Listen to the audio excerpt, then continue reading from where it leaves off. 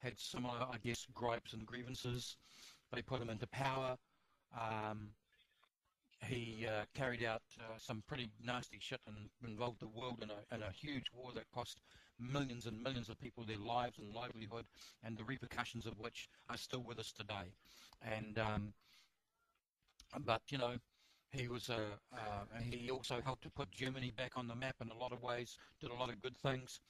Doesn't wipe out the fact that he did a lot of bad things. I'm sure Karzan in his own way is quite clever in some things and not in others. But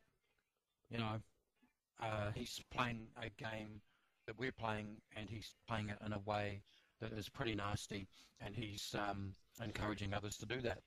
This is part of the trap of the game and part of what one has to be aware of and deal with, that's all. Doesn't make him Hitler. I think Hitler's probably cleverer than Carl Zahn.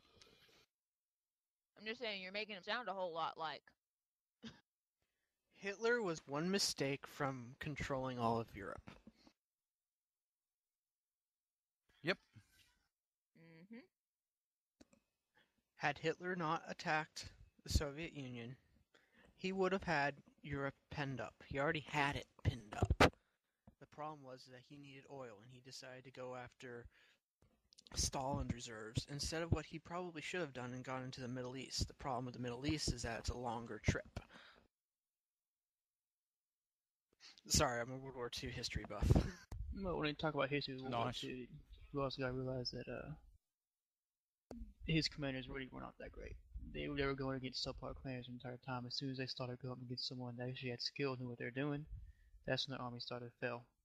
Evidence of that is Africa and Sicily. Well, I wouldn't say that. The Africa Corps actually had amazing initial success. Well, yes, but look at who they're fighting against. It was they're fighting against someone who was in command that had much no experience. He didn't know what he was doing. Then once they put someone that actually knew what they were doing, like what's the dude's name, Montgomery, then they had no chance. So anyway, N, you may have called me stupid once in a while, but I'm too used to it. My volunteer boss is so much like you. Sorry? What? You need to repeat that. Most of it broke up. Say again, please. Your habit of calling people idiots and all that, I'm so used to that. Because you are seem to be so much like my boss when I go volunteer at the cat rescue. Okay. I just the major reason why I've stuck around. I hope you've noticed that I even call myself an idiot from time to time. Mm-hmm. I do it too. I think if people are acting like an idiot, in that moment they are an idiot. It doesn't mean that I think they are an idiot for all matters, and it doesn't tar them with a brush of generality as far as I'm concerned. Of course, if they continue to act like an idiot for day in and day out, and they keep doing shit that is idiocy and is stupid, well, maybe the label really does fit, but that's not how I use it. But I think I have my moments of idiocy. Who doesn't? I have my moments of idiocy. Who doesn't? I actually try to work with the idiots quite a bit in order to get them to fucking think straight and start not being idiots. And I do a lot to try and do that behind the scenes, and not many people see that. But those who have been called idiot by me know that that's the truth. Well, I'm sure my first title of idiot is probably not applicable anymore. As you've seen, I'm pretty intelligent. I absolutely have seen that, and I've acknowledged it too. But, I hope you're reading the forums, because there's quite a few things that you have done that are on the forums and are linked from the forums that you can read through, and that will give you a clear picture of how to work when a fleet is at war and is busy chasing war targets around and stuff like that. And these things are not things that I made up. They're things that I have put together, gathered from around the net or from experience with other players and chats with experienced vets in the game who have talked to me about such things because I've been interested and curious, and because they've been willing to teach me. And it's real interesting to see that those things actually do make a huge difference. And I've flown in some fleets that are just amazing to fly with, just amazing. You know, a 40-man fleet takes on a near 100-man fleet, and it's a BC fleet that's 40 and it's going up against battleships and everything else.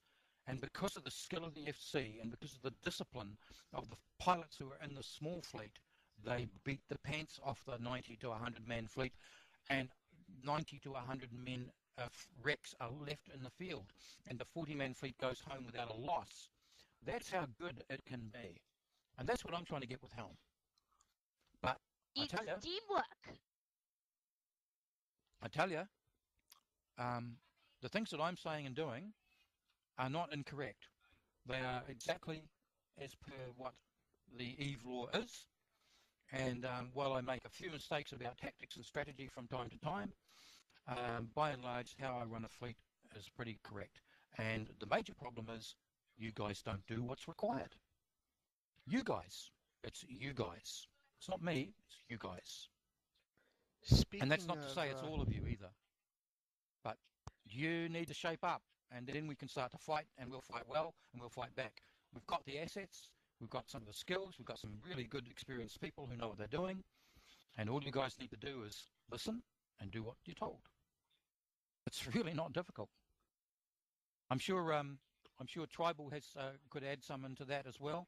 I know he's had experience in 0-0 and seen how things go, and I know that Vagabond Joe also has quite a bit of experience in this area and also knows what goes down and what works and what doesn't. Speaking of that, are you sure it was battle cruisers and not heavy assault ships? Because have you ever heard of signature tanking? Oh, you're breaking up way too much, mate. Can you type it?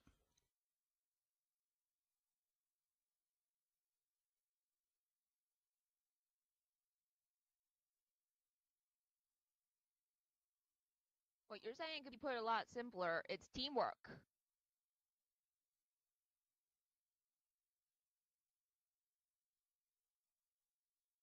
I've seen it happen, mate. Joe, I was there. I was in the fleet. It actually absolutely blew me away.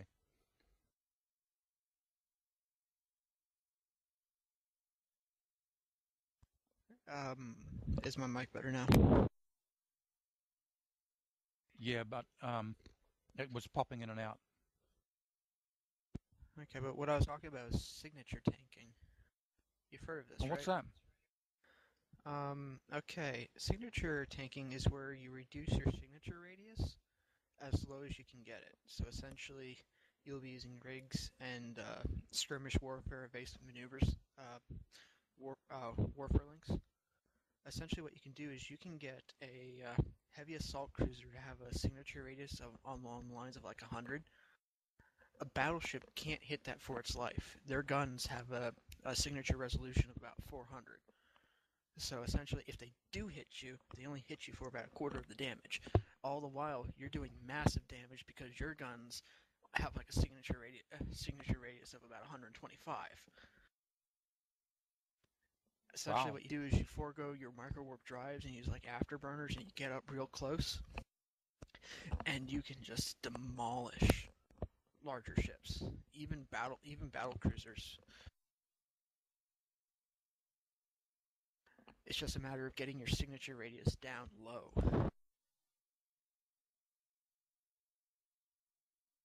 And that might be an effective tactic since we're going against a large group and they seem to be fielding battleships.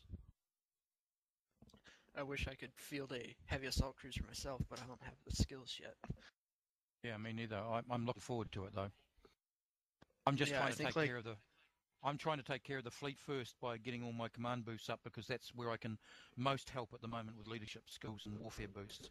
And I'm real close to finishing that. And that gives us quite a significant advantage. I have all the mods and everything ready to go. And my next step will be Cruiser 5 and Command Ship, which means I have to train Battle Cruiser 5 as well. And when I've got that Command Ship, that will really help. And Canada has also been doing work in that area. And so are Thomas and you DMS with me, so that we'll have really good command coverage consistently around the clock. And that is an important way to help the fleet, particularly a fleet that isn't that skilled at the moment. But you know, if we keep stick at it and we keep going and don't let these guys stop us, then we as a team come out the other side of this war stronger. And they may keep it up for months, even years. They may. I will not give up. I'll tell you that right now. I'm not giving up to these guys. Not at all. Oh, I was just putting it out there because, for example, Zealot, you can get that down to a signature radius of like 106. And a battleship just can't hit that. It can't hit that. And we can tank that way and then do significant damage? And you can set a Zealot up because you're sig tanking, you don't really need much of a buffer. The idea is that you just don't get hit. And you can set up, for example, the Zealot. You can get it down to like a signature radius of about 106 meters or whatever it is.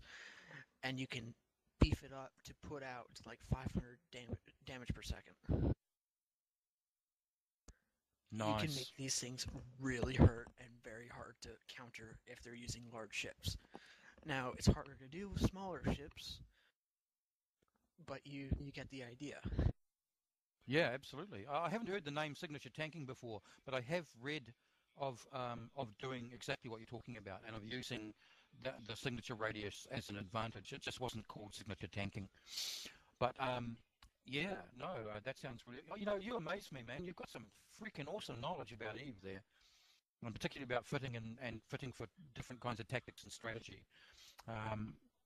You know, I'd really like to work with you a lot more to tweak our fleets and maybe come up with a few wrinkles that we can use as surprises against our opponents, and so we can get some losses.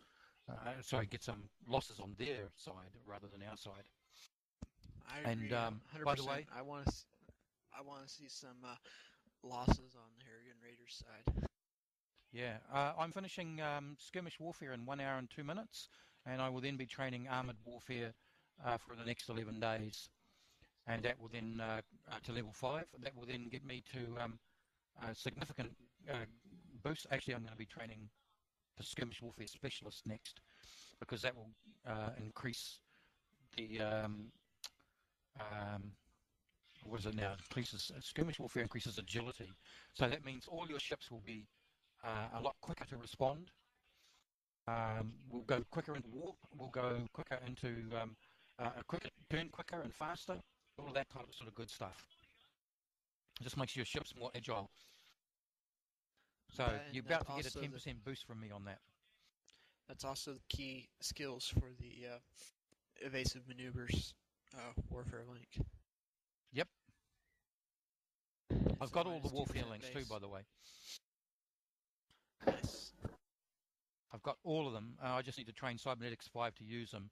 But I'm going to do the Specialist first. I think after Specialist, I'll do the Cybernetics 5, and then I'll go to Armoured Warfare and train that up. I think that'll be the best way to go, because then I can start using the links for all the other skills. Oh yeah, and in a little bit, I'm gonna want to try something with you and Zeke, I guess. I think I may have cooked up a nice little counter for Carl's on. Oh really? And I want to test its effectiveness under fire.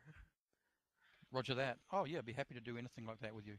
We just need to be online at the same time and get into a situation and circumstance where we can safely test it, and we'll do it. You bet. It's a very if mean it's for little Carl, battleship. I'll do anything. It's just a very mean little battleship fit, and I'm trying to see whether I balance the gank and tank enough that it can handle being shot at by multiple battleships and still take them out. Okay, cool. It's got hella pressure. But it's going to be maybe a couple weeks before I can actually fly it. Hey, if it's a present for Carl, I'll do anything to help, man. Get your jamming skills up really strong. That's what I want. Get your jamming skills really strong. Just remember that if you're going to run any sort of E-war, you better